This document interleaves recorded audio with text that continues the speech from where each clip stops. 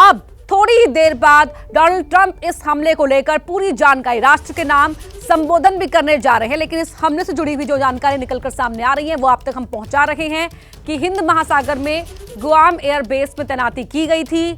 America ने 6 B-2 bomber को कल ही तैनात किया था।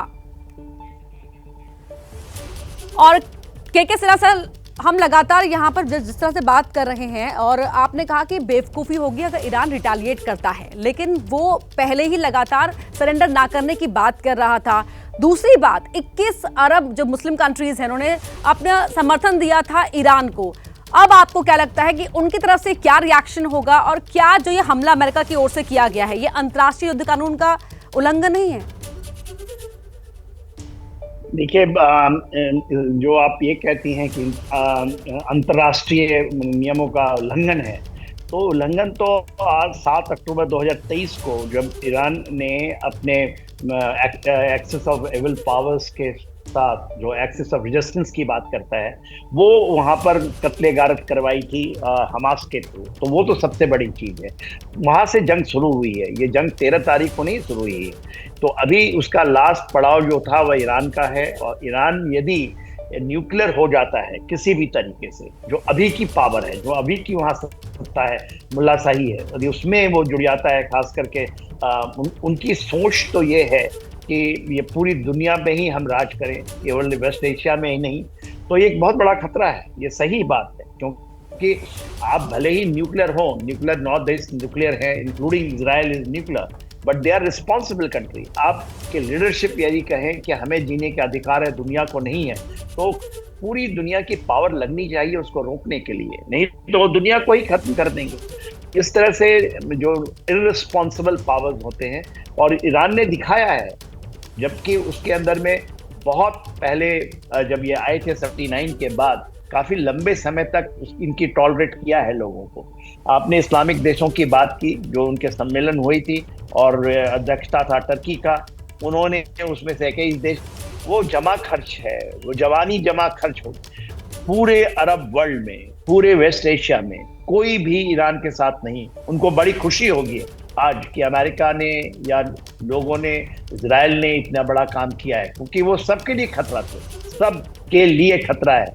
और यदि इनका न्यूक्लियर होना, जबकि इसको चाइना और रशिया टू ग्रेट एक्सटेंट ये इसको चाहता है कि ये न्यूक्लियर हो, और इसमें पाकिस्तान का बहुत बड़ा रोल है। पाकिस्तान भी चाहता है, जितने भी इनके न्यूक्लियर प्रोग्राम सीक्रेटली चल रहे हैं और खास करके गोइंग न्यूक्लियर, तो चाइना उसकी प्रॉक्सी बन के इसको ये कह रहा है। और डोनाल्ड ट्रंप साहब जब इनको बुलाए हैं, इनके फील्ड मार्शल साहब को, तो यही एक ये कार्रवाई होगी कि आप थोड़ा दूर रहें इन चीज़ों से, ना कि उनके एयरबेसेस से लोग कह रहे थे कि उनके एयरबेस होंगे, वो गलत आकलन था, उनकी कोई ज़रूरत नहीं है उनको। तो ये हम लोग कभी कभी ये गलत आकलन करते हैं, काफ़ी मीडिया में भी हुआ, काफ़ी लोग जो इनको, मगर मेरा आकलन था कि वो कभी उनके बेस की ज़रूरत ही नहीं है, क्यों उनके पाकिस्तान की बेस। मगर उनको ये कहा गया है कि आप जरा समझ जाएं, इस प्रोग्राम में आप ना घुसें, और इसको आप फिर आपको देखा जाएगा कि आप भी उसके साथ में हैं। सर, अगर हम जियोपॉलिटिक्स के लिहाज से बात करें तो क्या आपको लगता है कि क्योंकि ईरान भारत के लिए बहुत महत्वपूर्ण हो जाता है, और ये भी कहा जा रहा था कि जो अमेरिका है वो ईरान के तेल को एक्सप्लॉइट करने के दरअसल यहाँ पर एक ऐसे ही भूमिका बना रहा है, भारत की प्रतिक्रिया क्या रह सकती है?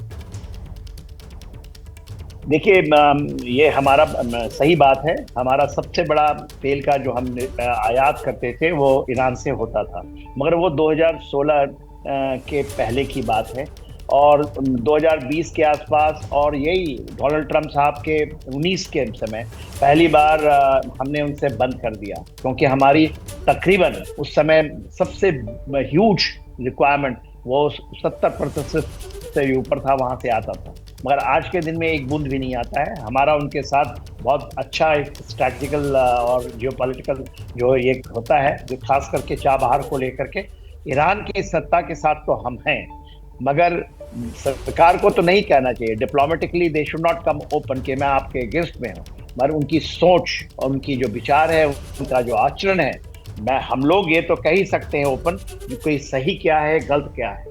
ईरान के लोगों के साथ वहाँ पर देखिए 9 करोड़ जनता रहती है, हम 140 करोड़ के लोग हैं, हमारा बहुत अपना एक संबंध है।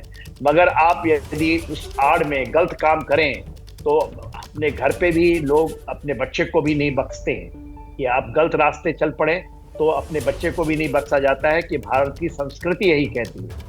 तो ये तो एक देसी है, और हमें उस सच्चाई के साथ खड़ा होना चाहिए, और जो सच है उसके साथ। सच ये है कि ईरान ने जो कट्टरता अपनाया है और जिस तरह से प्रॉक्सी का यूज यही पाकिस्तान करता है, सेम न्यूक्लियर, उसने तो न्यूक्लियर कैपेबिलिटी हासिल कर, और देखिए वो क्या करता है, जो टेररिज्म चलाया हुआ है जिसमें इस्लामिक कट्टरता है हमारे देश में। आप पहलगाम को याद कीजिए, सेम पैटर्न है। सर, तो लेकिन इसको यहाँ पर नहीं यही किया तो जाए सवाल पहले ही। महत्वपूर्ण हो जाता है ना कि अमेरिका ईरान को इस्लामिक कट्टरता के नाम पर, उसकी निरंकुशता के नाम पर उस पर हमला कर देता है, लेकिन पाकिस्तान के आर्मी चीफ को अपने यहाँ इनवाइट करता है। भारत में जो कुछ हुआ वो सबने देखा, और किस तरह से प्रधानमंत्री मोदी ने ये साफ भी कर दिया कि आतंकवाद के खिलाफ हमारी जीरो टॉलरेंस पॉलिसी है। उसके बावजूद भी आसिम मुनीर को बुलाता है, लंच करता है अमेरिका अपने साथ, मतलब वहां के राष्ट्रपति डोनाल्ड ट्रंप। ये देखिए, ये हरदम उनकी नीति ऐसी ही रही है। Most favoured nation out of the NATO आज भी पाकिस्तान, और आज से नहीं, काफी लंबे 40 का दशक से, वो 4 दशक से वो उसके मोस्ट फेवर्ड नेशन में आज नहीं निकला है। भारत को हमें समझना चाहिए। हम कभी कभी ये कहते हैं कि हमारे से दोस्ती करेंगे तो दूसरे से ना करो, उनकी हित इसमें ही है। आज जिस तरह से चाइना वहां से निकल रहा है, टी पैक बना रहा है,